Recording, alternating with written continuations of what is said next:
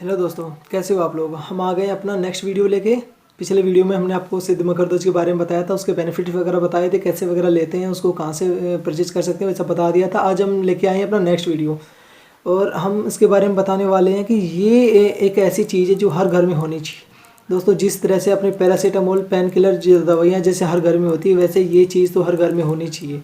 अगर आप इन चीज़ों को फॉलो करते हो, जैसे अपनी जो जैसे देसी वगैरह चीज़ें होती हैं या आयुर्वेदिक चीज़ों को फॉलो करते हो, अपनी बॉडी को मेंटेन रखना चाहते हो, अपनी बॉडी को दवाई भी खाओ और बॉडी सही भी रही, अगर ऐसा आप रखना चाहते हो तो आप आयुर्वेद की तरफ फॉलो कर सकते हो। क्योंकि एलोपैथिक दवाई आप पेन किलर खाते हो तो पेन तो सही हो जाता है, लेकिन वो नई प्रॉब्लम से स्टार्ट हो जाती है। तो हम आज बताने वाले हैं गिलोय के बारे में।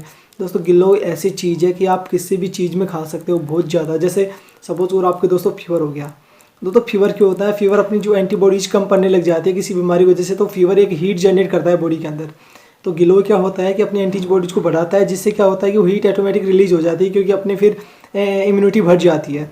दोस्तों, दूसरा हम बता देते हैं कि जैसे सपोज कर तो अपने पित्त बढ़ जाता है। देखो, पित्त बढ़ने से क्या होता है, गर्मी की वजह से पित्त बढ़ जाता है, फास्ट फूड वगैरह अपन खाते हैं उसकी वजह से अपना पित्त दोष बढ़ जाता है। दोस्तों, पित्त बता दूं अगर किसी को नहीं मालूम है तो अपन जो नब्ज देखते हैं यहाँ पे जो 3 चीज़ें होती है, तो यहाँ से अपने को पता लगता है कि वात पित्त कफ, ये चीज़ें अपने को हाथ से देखने से पता लगता है। किसी के गाइडेंस में जैसे किसी को पता हो, एक्चुअली वो ही देख पाता है, हर कोई नहीं देख पाता है। तो पित्त कैसे बढ़ जाता है? जैसे ज़्यादा गर्मी की चीज़ वगैरह खा लेते हैं, जैसे अपने गर्मी के मौसम में ज़्यादा आम खा लेते हैं तो ज़्यादा गर्मी हो जाती है दोस्तों, उससे पित्त ज़्यादा बढ़ जाता है। पित्त ज़्यादा बढ़ने से क्या क्या होता है एक्चुअली? पित्त ज़्यादा बढ़ने से होता है, जैसे सपोज करो आपकी आंखों में जलन होने लगी, आंखें लाल हो जाती है आपका सर दर्द करने लग जाता है, आपका ब्लड फ्लो हाई हो जाता है, बीपी जिसे अपन हाई बोलते हैं। एक्चुअली बीपी हाई पित्त बढ़ने से ही होता है।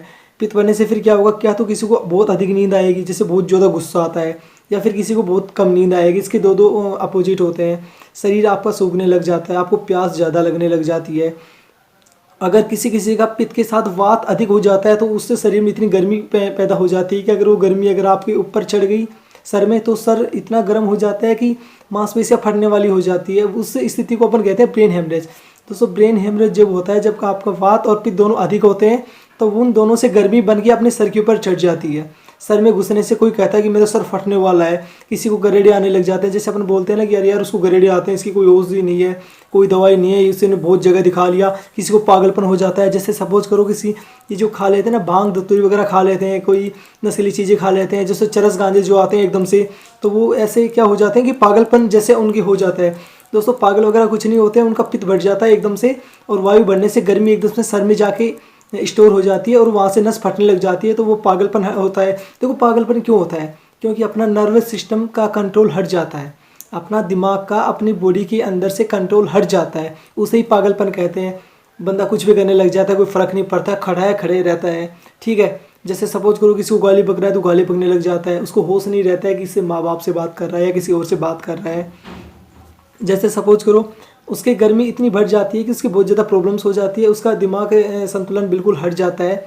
वो उसको मतलब कुछ पता ही नहीं होता है कि वो क्या कहने वाला है, किसको क्या बातें कर रहा है, एकदम पागलपन हो जाता है। तो उसका भी इलाज होता है दोस्तों। उस टाइम अगर उसको गिलोय दे दी जाए तो उसका पित्त शांत हो जाता है। हालांकि इसका परमानेंट उपचार नहीं है, क्योंकि अगर इस स्थिति उत्पन्न हो जाती है, जैसे गरेड़े वाले किसी को गरेड़े आते हैं, तो इसका थोड़ा उपचार लंबा है, क्योंकि इसको पित्त के साथ साथ कोई और चीज़ भी शांत करनी होती है दोस्तों। फिर उसको कुछ चीज़ें होती है जैसे दी जाती है गिलोय के साथ साथ, जैसे प्रवाल बसम भी दी जाती है, जैसे उसके पित्त को शांत करने के लिए दोस्तों, वायु को शांत करने के लिए, जैसे कोई गूगल वगैरह होती है वो भी शांत करने के लिए दी जाती है। और दोस्तों, सर के लिए जैसे ब्राह्मी तेल यूज़ किया जाता है, ताकि जो नसें फटने वाली होती है वो शांत हो जाती है। दोस्तों, गरेड़े आने पे क्या होता है कि ब्रेन हेमरेज भी हो सकता है। ये स्थिति ब्रेन हेमरेज की भी होती है, क्योंकि क्या होता है कि सर जैसे फटने वाला होता है ना, जो नसें गर्मी पहुँच गई, गर्मी से क्या होती है, नसें फूलने लग जाती है, किसी की वीक होती है तो वो फट जाती है, इसे ही ब्रेन हेमरेज कहते हैं।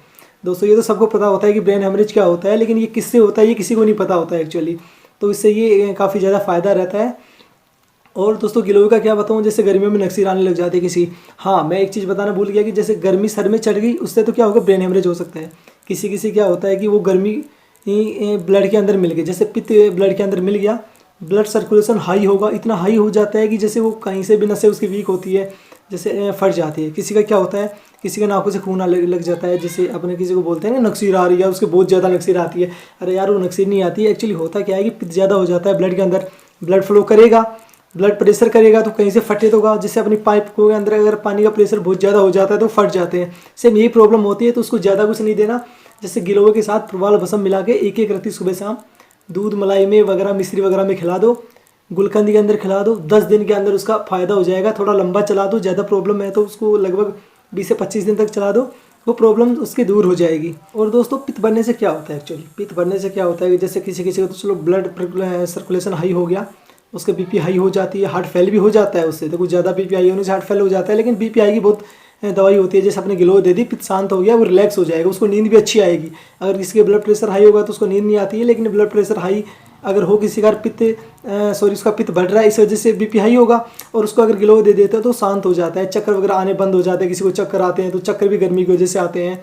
ठीक है दोस्तों, अब क्या होता है कि कभी कभी जैसे पित्त बढ़ गया, अब देखो पित्त बॉडी में हर जगह इफेक्ट डालता है, क्योंकि पित्त का काम क्या होता है, पित्त पाचक रस होता है, एक तरीके से बॉडी में जाके पाचक रस मिल जाता है, तो उससे क्या होता है कि डाइजेशन अच्छा होता है अपना पित्त से। लेकिन ये अगर अधिक हो जाता है दोस्तों, कम होगा तो क्या होगा, अपना खाना डाइजेस्ट नहीं होगा।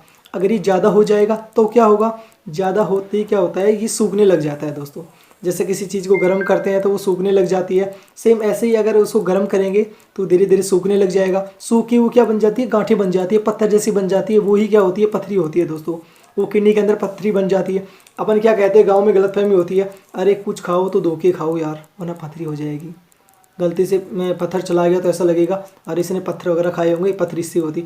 अरे ऐसा कुछ नहीं होता है। पथरी का भी एक बात बताओ, बॉडी के पेट के अंदर से, आंतों के अंदर से जो पत्थर होते हैं वो जाके कभी किडनी में मिलेंगे क्या, ऐसा कभी नहीं होता है। वो जो स्टोन्स होते हैं वो हमेशा उसके होते हैं, पित्त के होते हैं।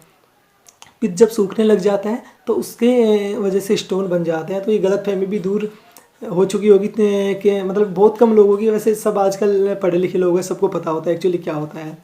और दोस्तों इस टाइम पे अगर उसको देखो गिलोय दी जाती है, जो लोग गिलोय खाते रहते हैं निरंतर, उसको तो क्या होता है, पथरी होगी ही नहीं कभी भी, ना चक्कर आएंगे, ना नक्सीर आएगी, ना उसका मानसिक संतुलन बिगड़ेगा, ना उसके शरीर में गर्मी बढ़ेगी, कुछ नहीं होगा जो अगर गिलोय खाता रहता है तो। लेकिन जो अगर नहीं खा पाते हैं तो उनको ये प्रॉब्लम का सामना तो देखो दोस्तों करना ही पड़ता है। दोस्तों गिलोय खाते कैसे हैं, क्योंकि गिलोय ऐसे जैसे सपोज करो किसी के पास घर में बेल होती है, देखो गिलोय को कहाँ उगा सकते हैं, अपने घर में उगा सकते हैं। अपने नीम के पेड़ के ऊपर सबसे बढ़िया रहती है गिलोय। किसी पेड़ पर उगाओगे तो कम बेनिफिट करती है, लेकिन जो नीम के पेड़ पे उगाई जाती है वो सबसे ज़्यादा बेनिफिट करती है। गिलोय खाओ, चबा लो, चबा के ऊपर से हल्का सा ठंडा वगैरह गर्म पानी, कैसा भी गर्म पानी पी लो, पेट में चली जाती है। कोई खा नहीं सकता उसको, थोड़ा उसका काढ़ा वगैरह बनाएगी, काढ़ा नहीं गर्म नहीं करके, मतलब पानी में उसको पीस के और वो पिला दो। पशु की ऐसे प्रॉब्लम हो जाती है तो पशुओं को भी आप पिला सकते हो। लेकिन एक चीज़ ध्यान रखना, गिलोय खाने के 1-1.5 घंटे पहले और बाद में कभी भी चाय मत पीना दोस्तों, क्योंकि गिलोय क्या करता है, पित्त को कम करता है, और चाय हमेशा पित्त को बढ़ाता है।